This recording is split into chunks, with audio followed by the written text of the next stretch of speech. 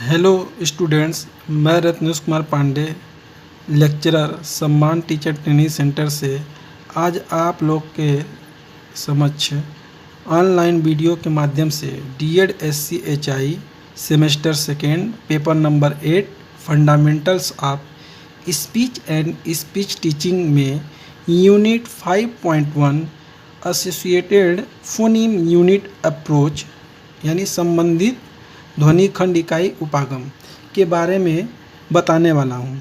इससे पहले की ऑनलाइन क्लास में मैंने आपको यूनिट 5.1 के ही मल्टीसेंसरी सिलेबल यूनिट के बारे में चर्चा किया था। आज उसी यूनिट के next topic associated phoneme unit approach में चर्चा करने जा रहा हूँ।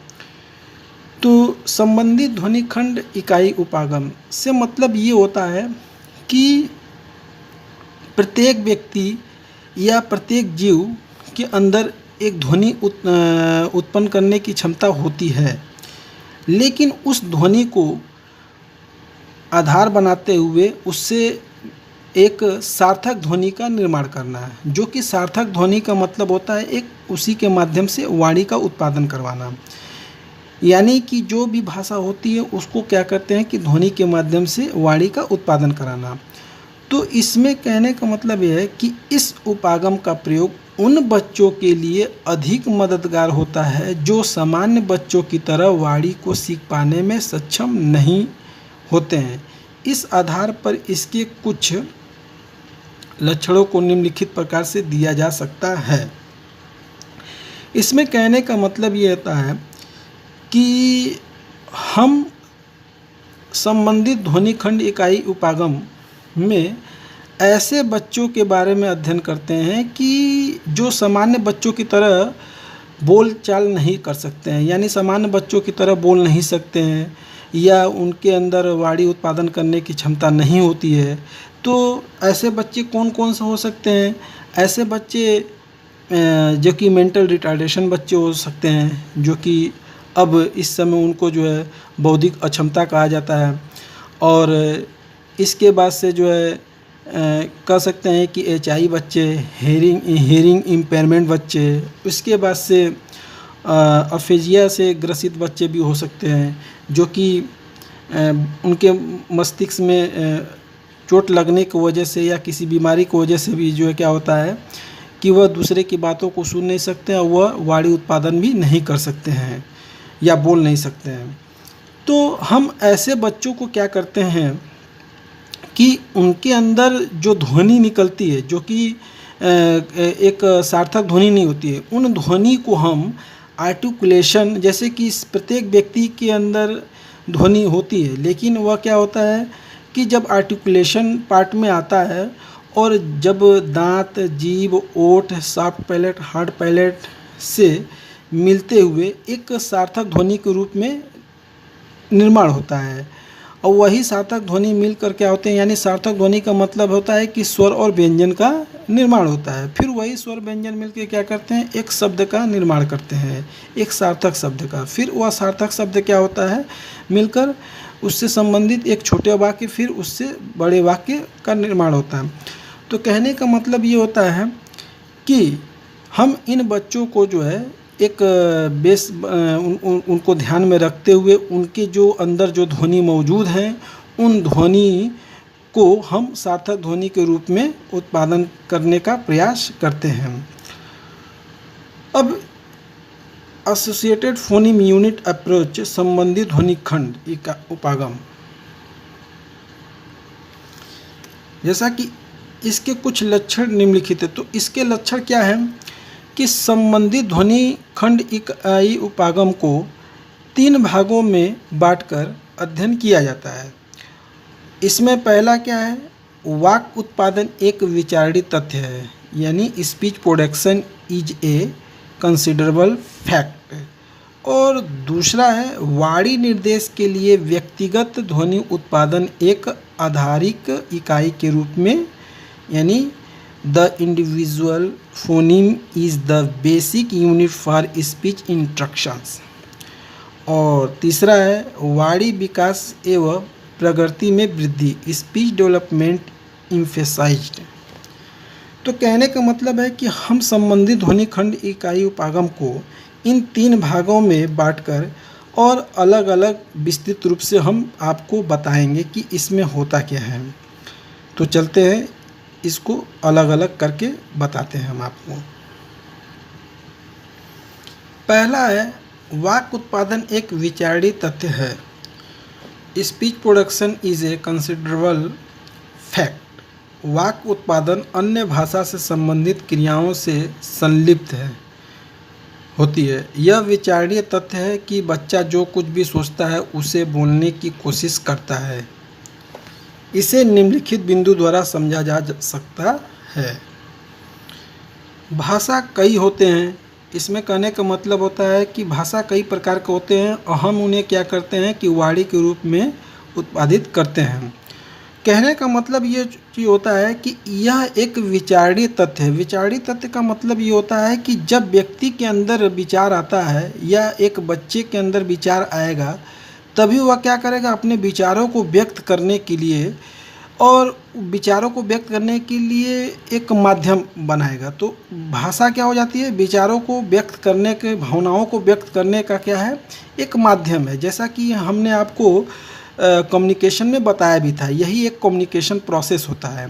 यानी संप्रेषण एक होता है विधि जो है, जिसमें मैंने आपको बताया था जो है कि जो भी विचार आते हैं, जो भी भावनाएं आते हैं, उनको हम क्या करते हैं, व्यक्त करते हैं।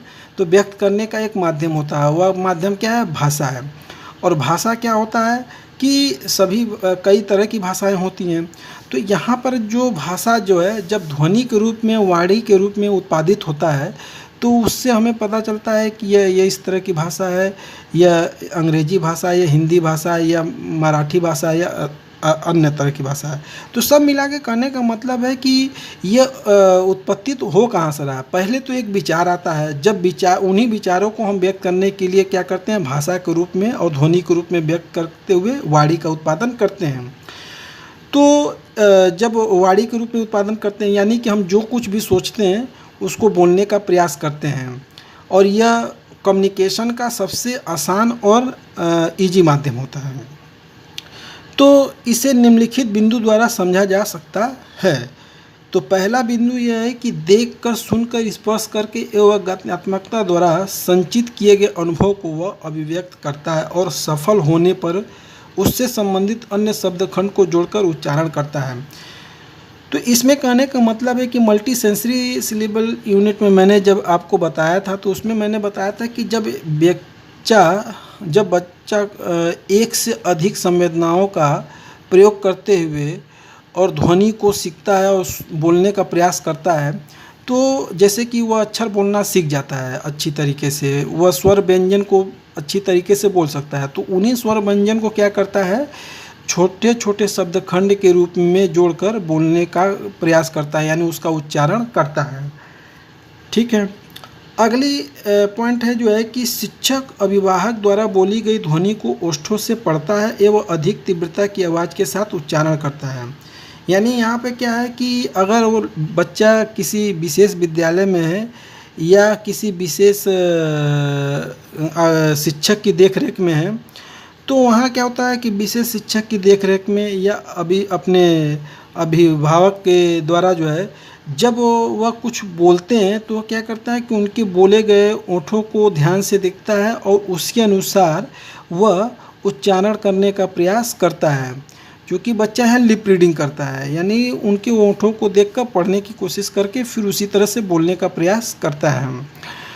तो इसमें क्या होता है कि जैसे कि जब सीवियर प्रोफाउंड लेवल के जो बच्चे होते हैं, उन बच्चों में होता है क्या जो है कि ध्वनि सही तरीके से वो सुन पाते नहीं हैं हेयरिंग एड के माध्यम से, तो ऐसे बच्चे लिप रीडिंग करते हैं, यानी ओठों को ध्यान से देखकर जो है कि कैसे ओठ हिल रहे हैं, उस तरह से वह शब्दों को बोलने का प्रयास करते हैं। तो पहले वह स्वर व्यंजन को सीखते हैं बोलना, फिर उसके बाद वह शब्दखंड से फिर शब्द से फिर वाक्य बनाना शुरू करते हैं। अब चलते हैं अगले पॉइंट पर। अगला पॉइंट ग है, शिक्षक वाणी चिकित्सक की उन ध्वनियों को अच्छी तरह से ओष्ठ पठन करता है जो स्पष्ट रूप से वक्ता के चेहरे एवं ओष्ठ पर दिखाई पड़ती है।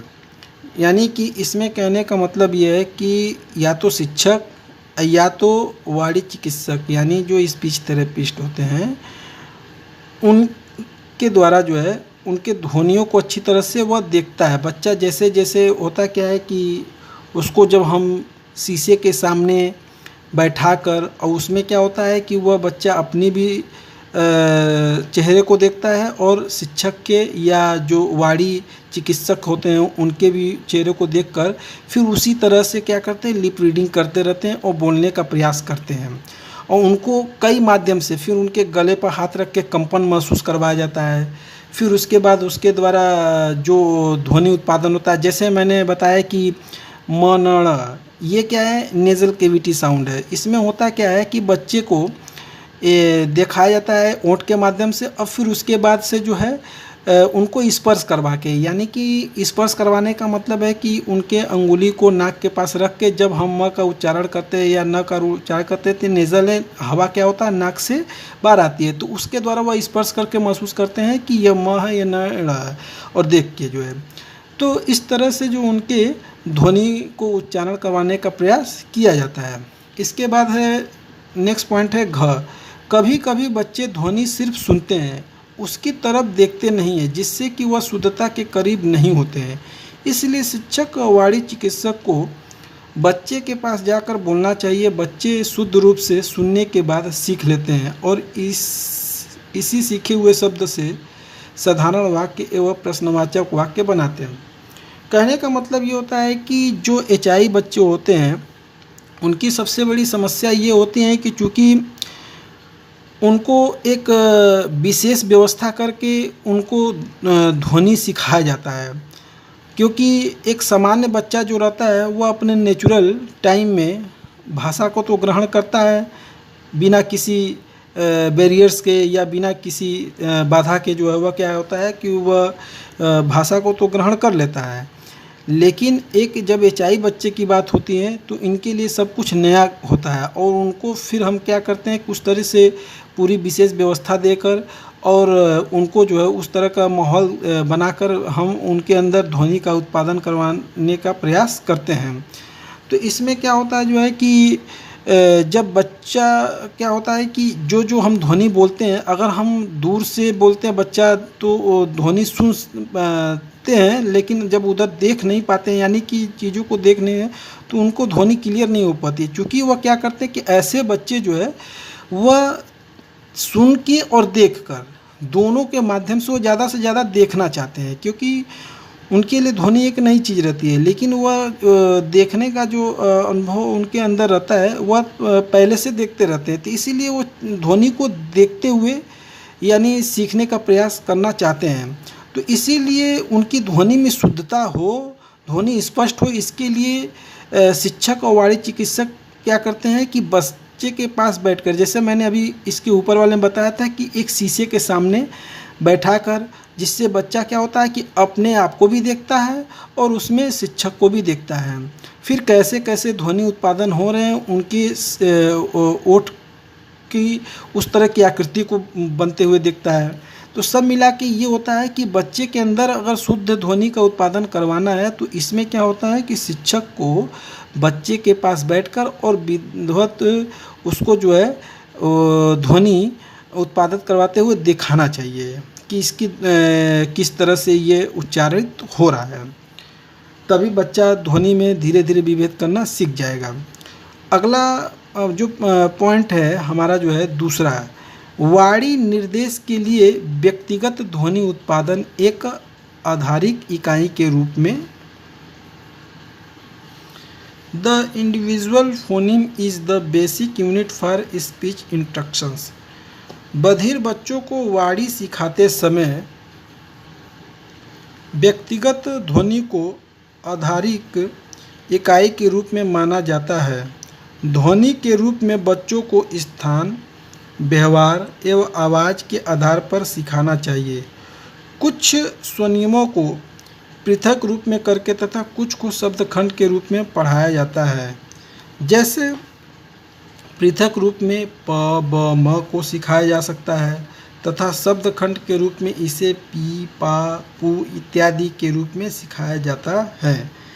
शब्दखंड में स्वनिमों को शुद्ध उच्चारण करने पर बच्चों को अभ्यास कराना आवश्यक होता है। शब्दखंड उपवाक्य फिर उसके बाद वाक्य स्तर पर स्वनिम को शुद्ध उच्चारण अभ्यास कराना चाहिए। इसमें कहने का मतलब ये होता है कि जो बच्चे के अंदर ध्वनि उत्पादन करने की क्षमता होती है, जितना बच्चा बोल सकता है, जो भी ध्वनि निकाल सकता है, हम क्या करते हैं उन्हीं ध्वनि को आधार बनाकर और उसके बाद उससे सार्थक ध्वनि का उत्पादन करवाते हैं या उच्चारण करवाते हैं। तो इसमें करते क्या चीज़ है कि बच्चे के लिए एक विशेष स्थान बनाया जाता है। जब ऐसे बच्चों को हमको उनके ध्वनि को बेस बनाकर और सार्थक ध्वनि का निर्माण करवाना है, तो उसके लिए हमको क्या करना रहता है कि एक विशेष स्थान का चयन करना पड़ता है जहाँ अन्य किसी प्रकार की ध्वनि न आती हो। एकदम शांत माहौल, जहाँ जब शिक्षक या जो अभिभावक जो बोल रहे हैं केवल उन्हीं की ध्वनि मौजूद हो, अन्य किसी प्रकार की ध्वनि उस समय न हो। और दूसरी बात है कि बच्चे के व्यवहार, यानी कि होता क्या चीज़ है कि हम इसमें जब बच्चे को सिखाते हैं तो उसके व्यवहारों को भी ध्यान में भी रखा जाता है। फिर आवाज़ क्या होनी चाहिए कि स्पष्ट होनी चाहिए, एकदम के आधार पर सिखाना चाहिए।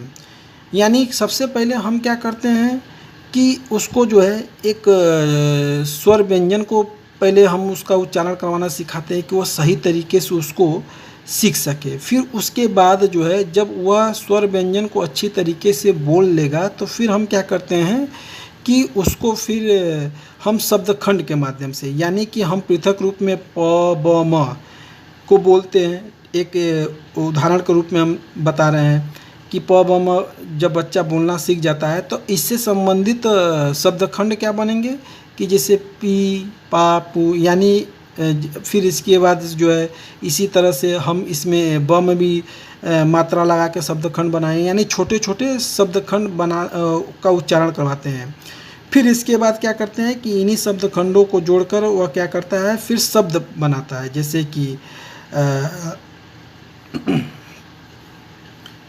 जैसे कि इन्हीं ध्वनि से जो है क्या करता है कि शब्दखंड बनाकर जो है फिर इसके बाद शब्द बनाता है कि पापा, बाबा, मामा, इन्हीं को जोड़कर शब्द बनाना है। तो फिर शब्द से फिर वाक्य बनाना शुरू करता है, छोटे छोटे वाक्य। फिर उस पर क्या करते हैं कि बड़े वाक्य पर क्या करते हैं उच्चारण, उनका शुद्ध उच्चारण करवाने का अभ्यास कराते हैं। ठीक, तो अब चलते हैं नेक्स्ट पॉइंट पर। तीसरा है वाणी विकास एवं प्रगति में वृद्धि, स्पीच डेवलपमेंट एम्फेसाइज्ड। ध्वनि स्तर पर बधिर बच्चों के प्रशिक्षित हो जाने के बाद वाक्य उत्पादन में वृद्धि के लिए वाणी की छोटी इकाई फोनीम अथवा शब्दखंड से मिश्रित वाणी की ओर अग्रसर होना चाहिए। जब बधिर बच्चा एक बार आत्मविश्वास के साथ उच्चारण कर लेता है तो उसी शब्द का प्रयोग वाक्य अथवा अधूरे वाक्य में करने की कोशिश करता है। जैसे यदि बच्चा पापा बोल लेता है तो इसके साथ वह शब्द जोड़कर उपवाक्य या वाक्य पापा आ गया या पापा आ गए बनाता है। अभी तक वह अपने से बड़ों द्वारा सीखे गए या सुने हुए शब्द का प्रयोग करता था, परंतु अब उसे स्वयं से खोज कर शब्दों को बोलने के लिए कहा जा सकता है।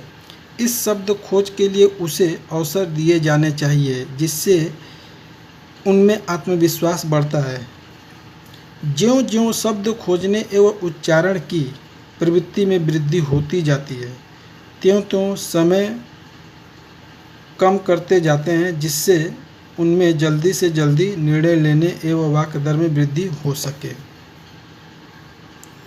इसमें कहने का मतलब यह है कि जब बच्चा फोनीम को अच्छी तरीके से उच्चारण करना सीख जाता है तब क्या होता है कि उन्हीं फोनीम के माध्यम से वह छोटे छोटे शब्दखंड को उच्चारण करना सीख जाता है। फिर छोटे छोटे शब्दखंड से शब्द बनाना और उसका वाक्य, अधूरे वाक्य को पूरा करने में कोशिश करता है। यानी कि जब वह शब्द बना लेता है और शब्द का उच्चारण सही तरीके से कर लेता है तो उसके आत्मविश्वास बढ़ता रहता है और उसे हम फीडबैक भी देते रहते हैं, जिससे कि बच्चा और उत्साहित होकर अगले नए नए शब्दों को बोलने का प्रयास करता रहता है और उस शब्दों से फिर छोटे छोटे वाक्य बनाने की कोशिश करता है।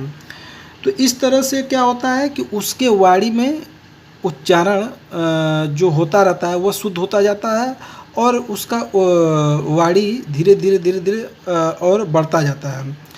यानी कहने का मतलब है कि जैसे मैंने बताया कि बच्चा पापा बोल लेता है, इसके साथ वह शब्द जोड़कर उपवाक्य, वाक्य पापा आ गया क्या जब, तो यानी कहने का मतलब बच्चा पापा तो बोल लेता है। फिर उसके बाद क्या होता है कि अब उसमें वह क्या करता है कि अब उस के साथ जो है पापा आ गए या पापा आ गए बनाता है। फिर उसके बाद क्या होता है जो है कि इसके साथ वह फिर उसको धीरे धीरे धीरे धीरे क्या करते हैं कि आत्मनिर्भर बनाते हैं कि वह खुद ब खुद शब्द को जोड़कर वाक्य बनाने की कोशिश करे। और इसके लिए हम पहले क्या करते हैं, उसको समय देते रहते, फिर बाद में धीरे धीरे जिस तरह से वह नए नए वाक्य बनाता रहेगा तो उस तरह से हम क्या करते हैं कि उसके समय को कम करते रहते हैं। और फिर उसके बाद से जो है उसको जल्दी से जल्दी प्रोत्साहित करते हैं कि शब्दों को जोड़कर वाक्य बनाता रहे। यानी कि उसके वाक्य दर में क्या करते हैं, यानी उसके वाणी रेट में उसको बढ़ाते रहते, वृद्धि करते रहते कि वह कम समय में जल्दी से जल्दी शब्दों से मिलाकर वाक्य बनाए और बोले जो है। तो ऐसा तभी हो सकता है कि जब बच्चा अंदर से पूरी तरह से आत्मविश्वास उसका बढ़ता रहे और वह उत्साहित होता रहे चीज़ों को करने के लिए। क्योंकि क्या है कि वाणी जो उत्पादन करना है यह भी एक कार्य होता है और किसी भी कार्य को सही तरीके से करना या करने के लिए आत्मविश्वास का बढ़ा होना ज़रूरी है। और उसके साथ आत्मविश्वास जब बढ़ा रहेगा तभी वह उत्साहित होकर उस कार्य को सही तरीके से कर सकता है।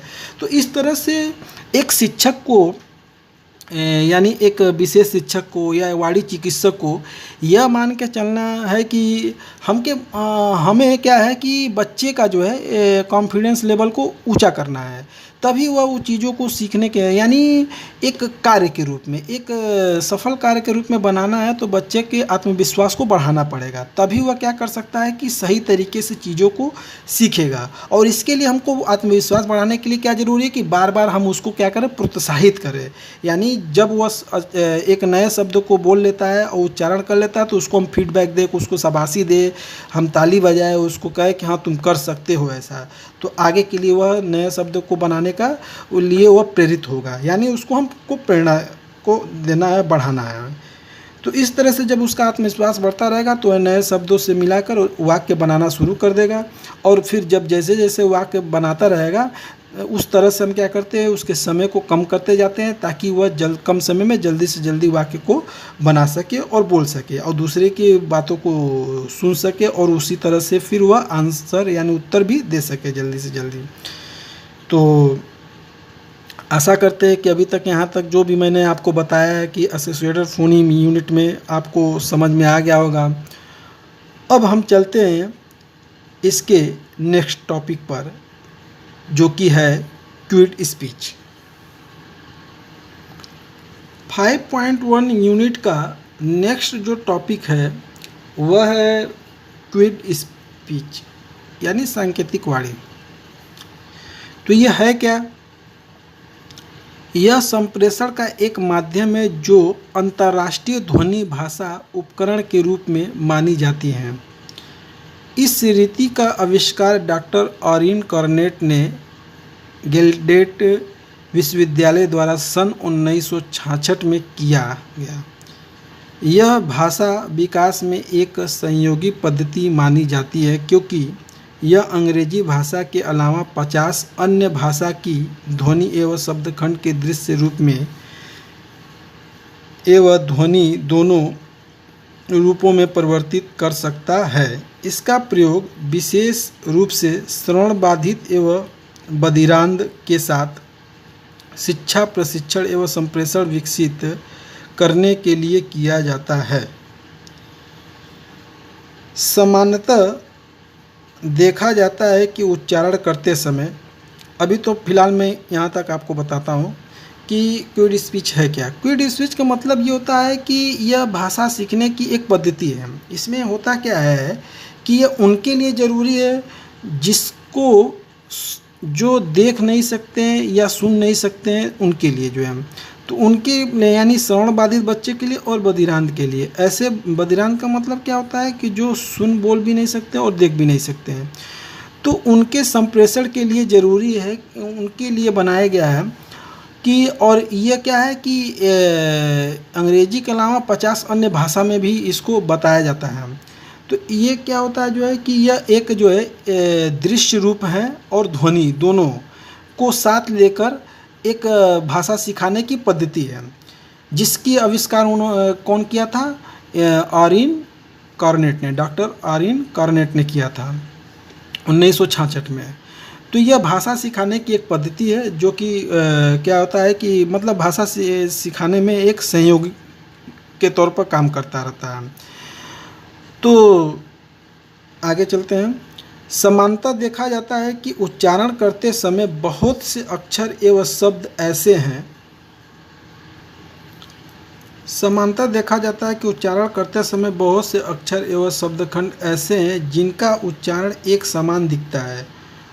उदाहरण के तौर पर हिंदी भाषा में त, थ, द या दंत ध्वनि होते हैं। इस तरह से ओष्ठ ध्वनि प, फ, ब, भ इत्यादि इन अक्षरों का उच्चारण अलग अलग सुनाई देता है, परंतु जो व्यक्ति उच्चारण की ध्वनि को सुनने में असमर्थ होता है वह वक्ता के मुख को देखकर वाचन करता है, जिसे ओष्ठ पठन लिप रीडिंग कहते हैं।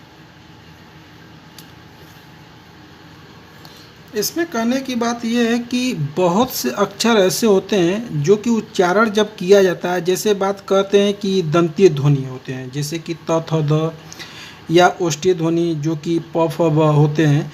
इन सबों का जब हम उच्चारण करते हैं तो उच्चारण करते समय इनके क्या है कि जो ध्वनि रूप तो अलग अलग सुनाई देते हैं, लेकिन इनका जो ओंठ पर आकृति बनता है वह देखने में एक जैसे लगते हैं। यानी कि अगर व्यक्ति सुन सकता है तब तो वह ध्वनि अलग अलग होने की वजह से पहचान लेगा कि ये त है, ये थ है, ये द है, ये प है, भ है, समझ जाएगा ध्वनि अलग होने से, ठीक है। लेकिन जब वह सुन नहीं सकता है, यानी कि एचआई श्रवण बाधित बच्चा है, अगर वह सुन नहीं सकता है तो फिर क्या करेगा जो है कि वह तो देख के ही लिप रीडिंग के माध्यम से पढ़ेगा। और ओंठों पर जब देखा जाए ओष्ठी ध्वनि तो प, फ, ब अगर देखता है तो सभी एक ही टाइप से दिखाई देंगे, सभी वह अंतर नहीं कर पाएगा कि प है कि ब, फ है कि ब है कि भ है या त है कि ध है, क्योंकि सभी क्या है एक ही जैसे दिखाई देते हैं शेप में। तो ऐसे बच्चे इन ध्वनि में विभेद कैसे कर पाएगा जब वो सुन नहीं सकता है, तो देख के कैसे करेगा? तो देख के करने के लिए ज़रूरी है कि अब उसको हम क्या करते हैं कि क्विड स्पीच के माध्यम यानी सांकेतिक वाणी के माध्यम से हम क्या करते हैं कि मुंह के पास ले जाकर और हम क्या करते हैं कि अंगुलियों यानी 8 उंगलियों का प्रयोग करते हुए हम क्या करते बोलते भी हैं, और फिर मुंह के पास, यानी मुंह के पास का मतलब है जो होता है कि ठुड्डी हो गया, उसके बाद ओंठ हो गए, तो इनके पास ले जाकर हम आकृति बनाते हैं अंगुलियों का, और आकृति बनाकर फिर दिखाते हैं। तो ये जो है क्या होता है कि देखकर और उन अक्षरों को सीख जाते हैं उच्चारण करना, जैसा कि अभी हम आगे चल के आपको बताते हैं।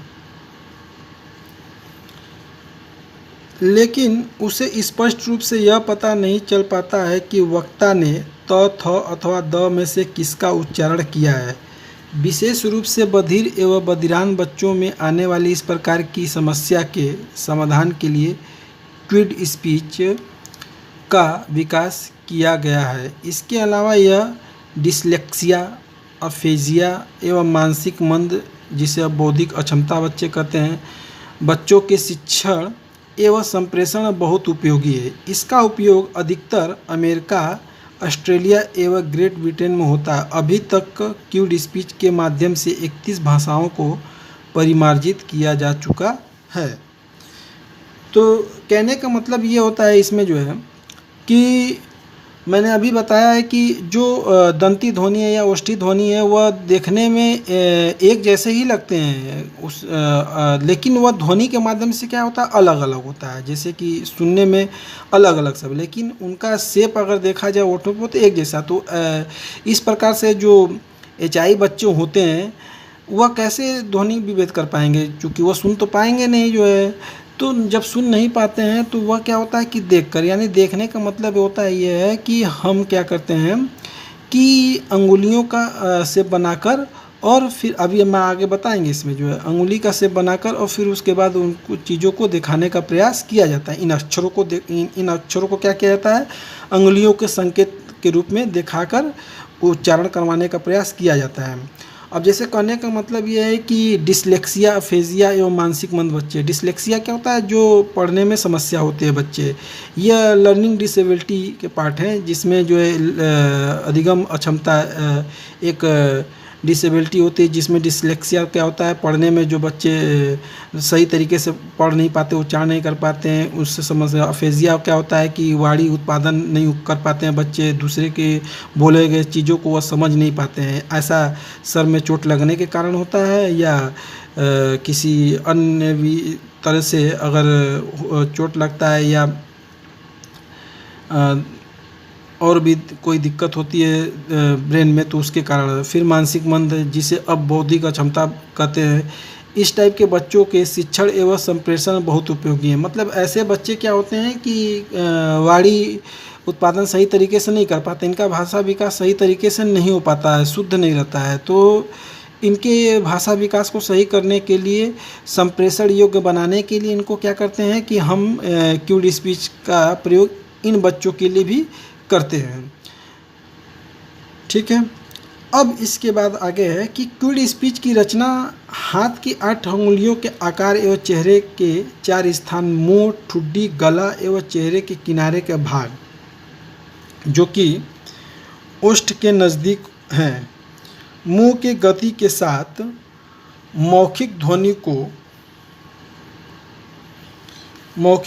को अभिव्यक्त करने के लिए करते हैं, जिससे गूढ़ एवं भ्रमित अक्षर को स्पष्ट रूप से पढ़ा एवं समझा जा सकता है। इस कार्य में हाथ की अंगुलियां व्यंजन को तथा चेहरे के स्थान पर स्वर ध्वनि को प्रस्तुत करते हैं। चेहरे के ये 4 स्थान जो स्वर को प्रस्तुत करते हैं वे ओष्ठ से 10 सेमी की दूरी के अंदर ही होते हैं। इस प्रकार यदि देखा जाए तो प्रत्येक स्थान से 3 स्वर जैसे अ, इ, उ का उच्चारण या प्रस्तुति सिर्फ एक स्थान ठुड्डी से होती है। इस प्रकार क्यूड स्पीच से निम्नलिखित अनुमान लगाए जा सकते हैं। तो कहने की बात ये चीज़ होती है कि जब हम ओष्ठी ध्वनि या दंत ध्वनि, जो कि ऐसे ध्वनि हैं जो कि देखने में तो अंतर नहीं हो पाता है, तो फिर हम उन्हीं अंतर करने के लिए, यानी कि इनको अलग अलग बताने के लिए हम क्या करते हैं कि देखने के माध्यम से, यानी देख के बच्चा चीज़ों को कैसे उत्पादित करना सीखेगा, तो इसके लिए हम अंगुली के शेप को इस तरह से बनाते हैं अलग अलग संकेत के माध्यम से, जो कि हम जो गले के कंपन से ध्वनि निकलती है, गले कंपन से दिखाते हुए, फिर उसके ठुड्डी के हिलने की प्रवृत्ति से, फिर उसके बाद चेहरे के हाव भाव से, तो फिर इस तरह से बच्चा क्या होता है कि वो लिप रीडिंग करते हुए और चीज़ों को देखते हुए हम चेहरे के 10 सेंटीमीटर के अंदर ही रखते हैं अंगुली को, इससे बाहर नहीं लेके जाते हैं। तो बच्चा क्या होता है, देख के भ्रमित हो जाएगा, यानी चेहरे के पास हटाकर फिर उसको बताते कि हाँ इस अक्षर के लिए इस तरह से शेप अंगुली का बनता है, इस अक्षर के लिए इस तरह से शेप बनता है। तो अलग अलग शेप बनता रहता है। मैंने आपको जब क्लास में बताया भी था जो है साइन सिस्टम सांकेतिक रूप में कि अंगुली को हम कैसे शेप बनाकर और स्वर व्यंजन का देखते हैं हम उसके स्ट्रक्चर को, कि किस तरह से उसका संरचना होती है स्वर व्यंजन का अंगुली के माध्यम से। तो ठीक उसी तरह से हम प्रयोग करते हुए हम क्या करते हैं कि जब ऐसी ध्वनि जो कि देखने में मुंह के माध्यम से या ओठ के माध्यम से एक जैसे लगते हैं, तो हम इसी अंगुलियों का प्रयोग करते हुए और अंतर करके सिखाते हैं।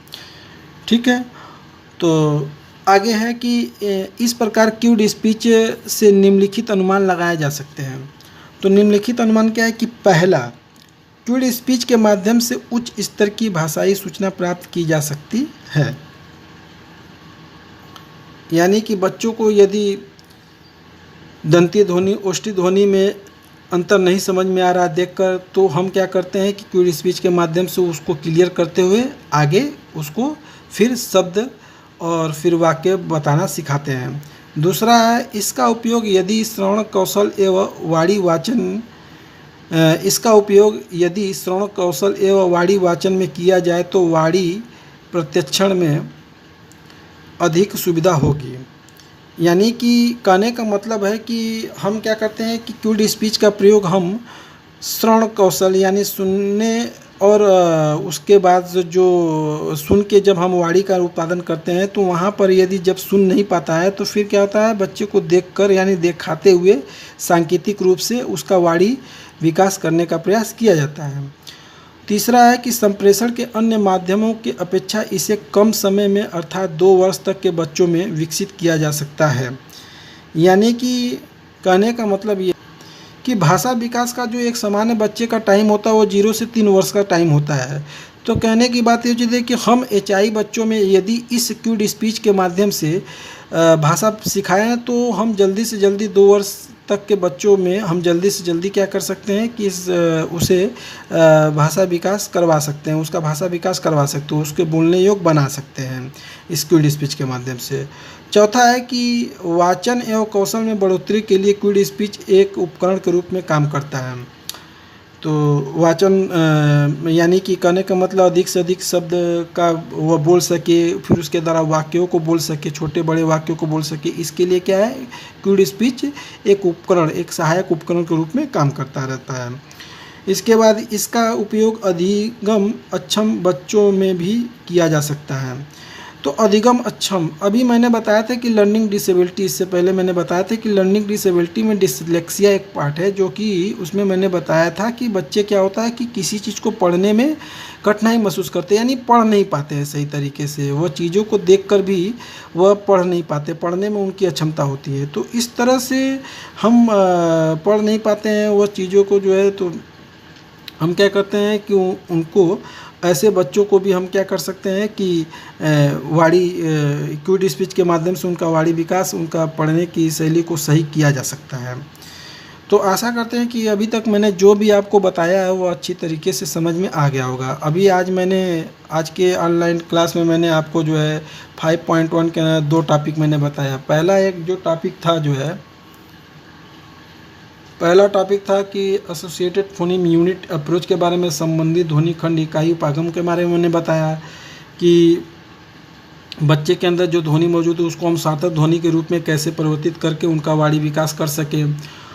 और दूसरा टॉपिक था हमारा जो है क्यूड स्पीच, जो कि क्यूड स्पीच में मैंने बताया था कि ऐसे जो अक्षर होते हैं जो कि ध्वनि के रूप में तो अलग अलग होते हैं, लेकिन वह देखने में ओंठों के माध्यम से यदि देखा जाए जो है तो देखने में एक जैसे लगते हैं। तो उसमें हम विभेद कैसे कर सकते हैं, यदि एचआई बच्चा है, ध्वनि को नहीं सुन सकता है, तो ऐसे अक्षरों में विभेद तो कर नहीं पाएगा, तो वह फिर विभेद कैसे करेगा, कैसे अलग समझेगा उसको। तो इसके लिए हम क्यूड स्पीच माध्यम का उपयोग करते हैं, जो कि सहायक उपकरण के रूप में काम करता है, और इसके माध्यम से क्या करता है, जो है अंगुलियों को शेप बनाकर उस ध्वनि को अलग अलग बच्चा देखकर सीखने का प्रयास करता है और उसका उच्चारण करने का प्रयास करता है। तो अभी तक मैंने आपको जो भी बताया दोनों टॉपिक के बारे में अच्छी तरीके से आप लोगों को समझ में आ गया होगा। अब मैं इससे संबंधित कुछ प्रश्न हैं जो आपके समक्ष रखता हूँ, उसे देखिए और उसका उत्तर देने का प्रयास करिए। तो प्रश्न क्या है? पहला प्रश्न है, क्यूड स्पीच से आप क्या समझते हैं? दूसरा है कि क्यूड स्पीच पद्धति श्रवण बाधित बच्चों के लिए किस प्रकार से उपयोगी है? और तीसरा है, संबंधित ध्वनि खंड इकाई उपागम से आप क्या समझते हैं, यानी एसोसिएटेड फोनीम यूनिट अप्रोच से आप क्या समझते हैं। तो इन तीनों प्रश्नों का उत्तर जहाँ से यह ऑनलाइन वीडियो क्लास आपको जिस ग्रुप में मिलेगा, उस ग्रुप में इन तीनों प्रश्न का उत्तर आप असाइनमेंट के माध्यम से दे दीजिएगा और हम इन प्रश्नों का आपके उत्तर को देखते हुए आपका मूल्यांकन करते हैं, वह आपको आपका फीडबैक देंगे। और किसी भी तरीके से यदि इन दोनों टॉपिक में आपको समस्या होती है या नहीं समझ में आता है तो आप हमें वहाँ उस ग्रुप में हमसे पूछ सकते हैं और हम आपकी समस्याओं का समाधान करने का पूरा प्रयास करेंगे। ठीक है, तो अब तक के लिए तो यहीं तक है और फिर अब मिलते हैं नए इसी 5.1 के नए टॉपिक में, जो कि है AVT ऑडिटरी वर्बल थेरेपी में मिलेंगे नए टॉपिक के साथ। तब तक के लिए गुड बाय।